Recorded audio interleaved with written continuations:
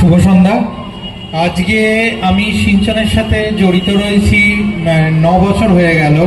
Madam প্রথম আমাকে এই সিঞ্চনে নিয়ে আসে এবং ক্লাস করানোর জন্য বলে। প্রচুর স্টুডেন্ট এবং প্রচুর ছাত্রছাত্রী এই সিঞ্চনের হাত ধরে আজ আমাদের এই স্কুল থেকে, সিঞ্চন আর্ট অ্যান্ড ক্রাফট স্কুল থেকে বেরিয়েছে।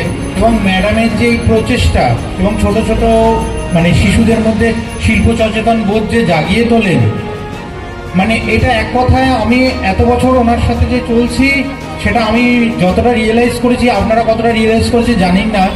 এবং যারা সিঞ্চনের ছাত্রছাত্রী যারা শিখছে এবং আগামী দিনে যারা শিখে যখন আরও বড় কোনো জায়গায় যাবে, আমার থেকেও সব থেকে বেশি খুশি হবে এই ম্যাডাম। কারণ ম্যাডাম একদম খুব ছোট ছোট বাচ্চাদের হাতে ধরে যত্ন সহকারে নিজের সন্তানের মতো করে শেখায় এবং তাদের ভালো একটা জায়গায় এক্সিবিশন থেকে শুরু করে সবাইকে নিজের সন্তানের মতো করে হাত ধরে নিয়ে যায়।